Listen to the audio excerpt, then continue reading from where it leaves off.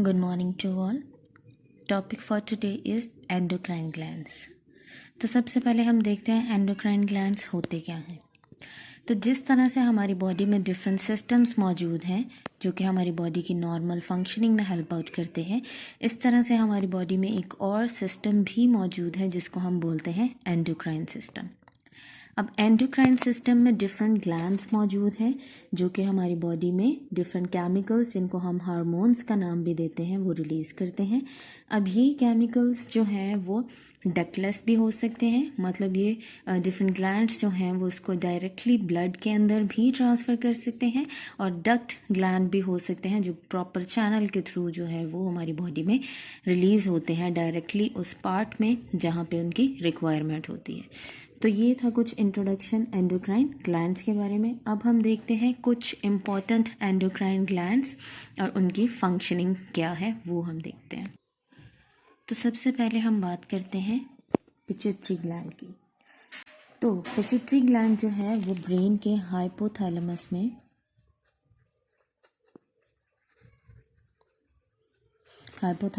मौजूद होता है। ब्रेन का एक पार्ट है जिसको हम बोलते हैं हाइपोथैलेमस, वहाँ पे पिट्यूटरी ग्लैंड मौजूद होता है और इसका साइज़ एक मटर के दाने के इक्वल होता है। और ये जो है वो ब्रेन के हाइपोथैलेमस में मौजूद है और इसके 2 लोब्स होते हैं, इसके 2 पार्ट्स होते हैं, जिसमें से एक पार्ट जो है उसको हम बोलते हैं एंटीरियर लोब और जो सेकंड पार्ट है उसको हम बोलते हैं पोस्टीरियर लोब। तो सबसे पहले हम देखते हैं इंटीरियर लोब में कौन कौन से हार्मोन्स मौजूद हैं।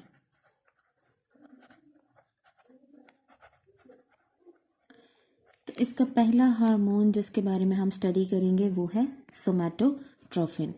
सोमैटोट्रोफिन जो है ये ग्रोथ हार्मोन है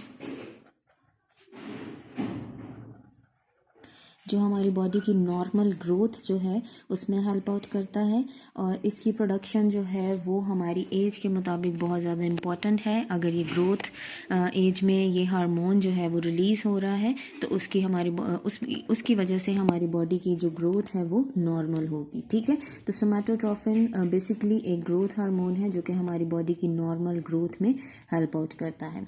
लेकिन इसमें कुछ कंडीशंस हैं, जिसमें फर्स्ट कंडीशन है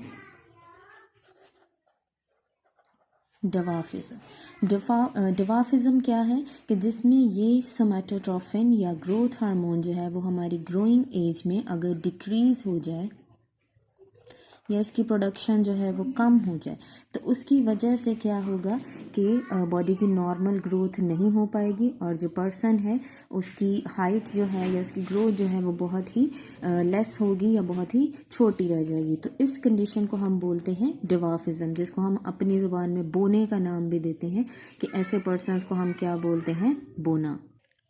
तो ये हमारे पास डिवाफिज्म था। इसके साथ जो नेक्स्ट है वो है जाइजेंटिज्म। अब इस कंडीशन में क्या होता है कि अगर सोमैटोट्रोफिन जो है, जो ग्रोथ हार्मोन है, वो हमारे ग्रोइंग एज में अगर बहुत ज़्यादा बढ़ जाए, इसकी प्रोडक्शन बहुत ज़्यादा इंक्रीज़ हो जाए, तो हमारी बॉडी जो है वो बहुत ज़्यादा एक्स्ट्रॉर्डनरी जो है इंक्रीज़ शो करेगी, हाइट वगैरह बहुत ज़्यादा बढ़ जाएगी, हमारी जो वेट है वो बहुत ज़्यादा बढ़ जाएगा।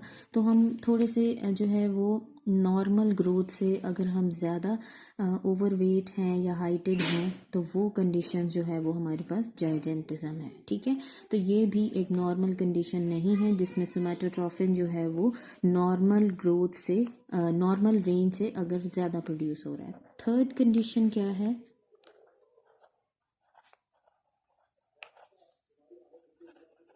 एक्रोमेगेली। अब ये कंडीशन क्या है, अगर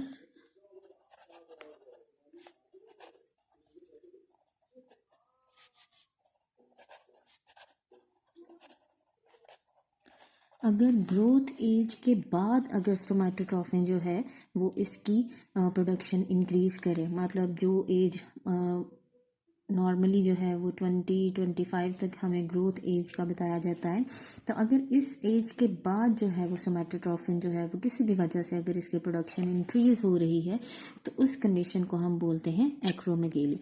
अब इसमें क्या होता है कि हमारी बॉडी की एक्सट्रीमिटीज़ जैसे हैंड्स वगैरह हैं, फीट हैं,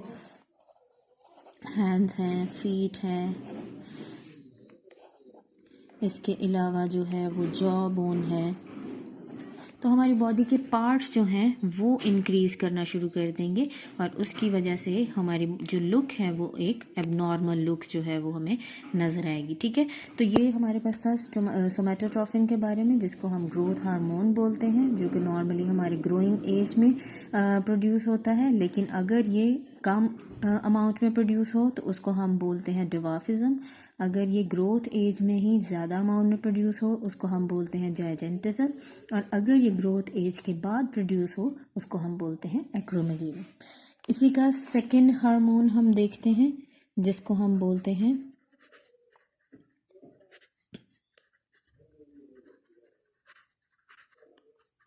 थायराइड स्टिमुलेटिंग हार्मोन। इसको हम TSH का भी नाम देते हैं। अब ये हार्मोन जो है वो प्रोड्यूस करके अपने फंक्शंस तो परफॉर्म कर ही रहा है, लेकिन इसका जो मेन फंक्शन है वो ये भी है कि ये दूसरे हार्मोन्स को भी इन्फ्लुएंस करता है, जैसे कि रिप्रोडक्टिव ऑर्गन्स हैं, जैसे कि एड्रीनल ग्लैंड्स हैं, ताकि वो भी अपने हार्मोन्स रिलीज़ करें और अपने फंक्शंस जो हैं वो परफॉर्म करें।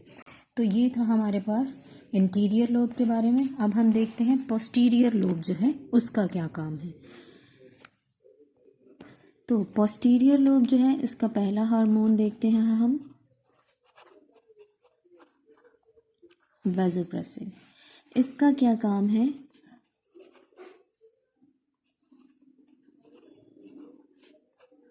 Reabsorption of water from nephrons.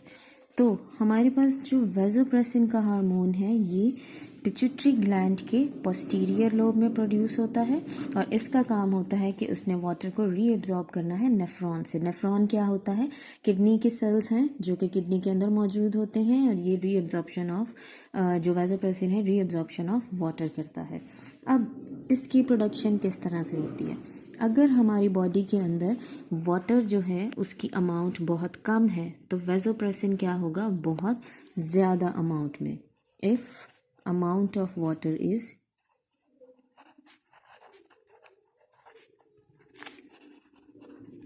अगर वाटर की अमाउंट कम है तो वैसोप्रेसिन जो है वो ज़्यादा प्रोड्यूस होगा। ठीक है, क्यों ज़्यादा प्रोड्यूस होगा? ताकि वो ज़्यादा से ज़्यादा पानी जो है वो रीअब्जॉर्ब कर सके और वो उसमें वाटर की कमी ना होने दे, बल्कि वैसोप्रेसिन उसको जल्दी से रीअब्जॉर्ब कर लेगा। अगर जो है हमारी बॉडी में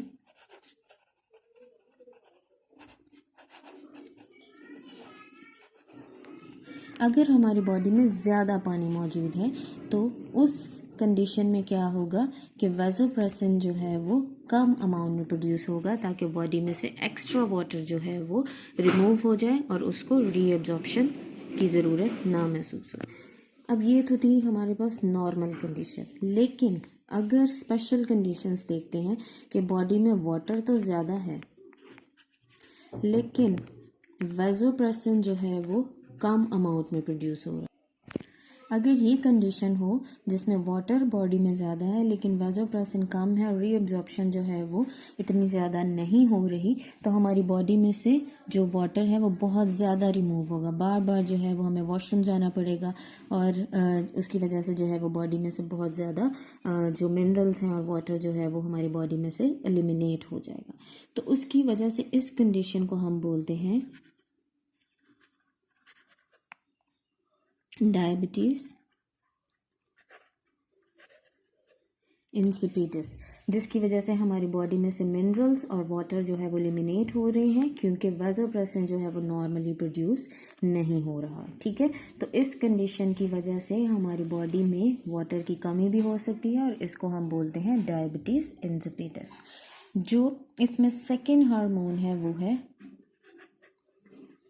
ऑक्सीटोसिन। अब इसका क्या काम है कि ये जो है वो कंट्रैक्शन ऑफ यूट्रस करता है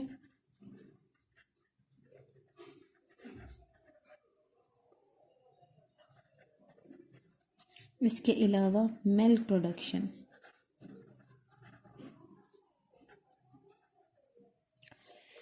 ऑक्सीटोसिन जो है वो तब रिलीज़ होता है ड्यूरिंग बर्थ, जब बर्थ के दौरान जो है वो यूट्रस की वॉल्स कॉन्ट्रैक्ट करना होती हैं, तो उस सूरत में ऑक्सीटोसिन जो है वो हेल्प आउट करता है, इसकी प्रोडक्शन होती है जिसकी वजह से बर्ड्स जो है वो उसमें हेल्प होती है।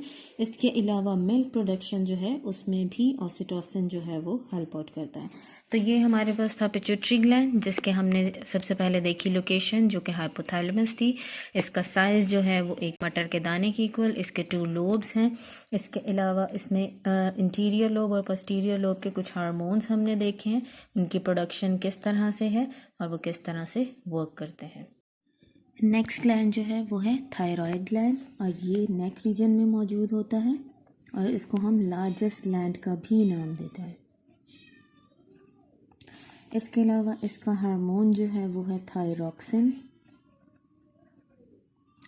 अब थायरॉक्सिन जो है इसकी प्रोडक्शन के लिए बहुत ज़रूरी है आयोडीन। अगर हमारी डाइट में प्रॉपर जो है वो आयोडीन मौजूद होगा तो तभी जो है वो थायरॉक्सिन जो है वो प्रॉपरली प्रोड्यूस हो सकता है। अगर हमारी डाइट में आयोडीन नहीं होगा तो उस कंडीशन में थायरॉक्सिन जो है वो प्रॉपरली प्रोड्यूस नहीं होगा, और इस कंडीशन को हम बोलते हैं गॉइटर। अब गॉइटर में क्या होगा कि नेक रीजन में स्वेलिंग हो जाएगी, क्योंकि थायरॉक्सिन जो है उसका साइज़ इनलार्ज हो जाएगा, उसकी वजह से हमें नेक रीजन में जो है वो स्वेलिंग महसूस होगी, और इस तरह से हमारी बॉडी के बहुत से फंक्शंस भी डिस्टर्ब हो जाएंगे जो कि थायरॉक्सिन की वजह से होते हैं। थायरॉक्सिन का मेन काम क्या है कि इसने ब्रेक डाउन ऑफ फूड करना है। अगर फूड ब्रेक डाउन होगा तो उसकी वजह से क्या होगा, एनर्जी प्रोड्यूस होगी। एनर्जी प्रोड्यूस होगी तो हमारी प्रॉपर ग्रोथ होगी। तो इसलिए थायरॉक्सिन जो है वो बहुत ज़्यादा इम्पॉर्टेंट है। अगर इसकी प्रोडक्शन नॉर्मल होगी उसके लिए हमें आयोडीन की ज़रूरत है, और इसका काम क्या है कि इसने फूड ब्रेक डाउन करना है जिससे एनर्जी रिलीज़ होती है और हमारी बॉडी जो है वो नॉर्मली फंक्शन करती है। अब इसमें भी हमें 2 कंडीशंस देखने को नज़र आती हैं, जिसमें आता है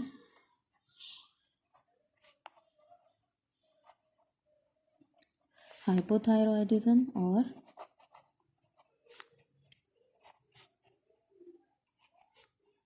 हाइपरथायरॉयडिज्म। तो हाइपो का मतलब होता है लो प्रोडक्शन और हाइपर का मतलब होता है हाई प्रोडक्शन। तो इसमें आपको देखने से ही पता चल रहा है कि हाइपोथायरॉयडिज्म में क्या होगा, थायरॉक्सिन जो है उसकी लो प्रोडक्शन होगी। उसकी वजह से क्या होगा कि हमारी बॉडी में प्रॉपरली फूड जो है वो एनर्जी प्रोड्यूस नहीं कर रहा, इसकी वजह से हार्ट बीट जो है वो भी स्लो हो जाएगी, लेस एनर्जी प्रोड्यूस होगी, तो हमारी बॉडी जो है वो नॉर्मली फंक्शन नहीं कर रही। बॉडी बहुत ज़्यादा लो फील करेगी, हमें जो है वो बहुत ज़्यादा आप समझ लें कि सुस्ती सी फील होगी, हमारी बॉडी नॉर्मली फंक्शन नहीं कर रही। हाइपर का मतलब है हाई प्रोडक्शन ऑफ थायरॉयडिज्म। तो इस कंडीशन में क्या होगा कि फूड ब्रेक डाउन जो है वो बहुत जल्दी हो जाएगी, जल्दी एनर्जी रिलीज़ होगी, और उसकी वजह से क्या होगा कि हार्ट बीट जो है वो इंक्रीज़ कर जाएगी। हार्ट बीट की बात कर रहे हैं हम, या हार्ट रेट की बात कर रहे हैं। More energy is produce. इसके अलावा हमें स्वेटिंग होगी, इसके अलावा शिवरिंग भी होगी, शिवरिंग ऑफ हैंड्स। जब बहुत ज़्यादा अमाउंट में थायरॉक्सिन प्रोड्यूस होगा तो कुछ इस तरह की कंडीशंस हों। ठीक है, तो ये था कुछ थायरॉक्सिन के बारे में, जिसकी प्रोडक्शन जो है वो बहुत ज़्यादा इंपॉर्टेंट है ताकि हमारी बॉडी में नॉर्मली जो है वो फूड की ऑक्सीडेशन हो सके, ब्रेक डाउन हो सके, एनर्जी रिलीज़ हो और हमारी बॉडी नॉर्मली फंक्शन करे। अगर कम अमाउंट में प्रोड्यूस होगा तो हमारी बॉडी तब भी नॉर्मली फंक्शन नहीं कर सकती, अगर ज़्यादा अमाउंट में प्रोड्यूस होगा तो तब भी नॉर्मली फंक्शन नहीं कर सकती। इसी का हम दूसरा हार्मोन देख लेते हैं, वो क्या है, कैल्सीटोनिन। अब ये रिलेटेड है कैल्शियम से, इसके नाम से ही जैसे हमें नज़र आ रहा है। अब इसमें क्या होता है कि जब ये हार्मोन रिलीज़ होता है तो इसका काम होता है कि उसने ब्लड कैल्शियम को एब्जॉर्ब करना है और इसको डिपॉजिट करना है बोन्स पे। Absorb blood calcium and deposit it on your bones. अब इस कंडीशन में क्या होगा कि ब्लड के अंदर जो कैल्शियम लेवल है वो डिक्रीज हो जाएगा और बोन्स के ऊपर कैल्शियम लेवल जो है वो इंक्रीज हो जाएगा। इसकी वजह से हमारी बोन्स जो हैं वो स्ट्रांग होंगी और हम प्रॉपरली जो है वो हमारी बॉडी फंक्शन कर सकती है। ठीक है, तो कैल्सिटोनिन का मेन फंक्शन क्या है कि उसने ब्लड में से कैल्शियम को एब्जॉर्ब करना, जो भी हम डाइट में कैल्शियम ले रहे हैं और उसकी एक्सेस अमाउंट जो है वो ब्लड में से एब्जॉर्ब करेगा और उसको डिपॉजिट कर देगा हमारी बोन्स के ऊपर, ताकि हमारी बोन्स जो हैं वो स्ट्रांग फील करें।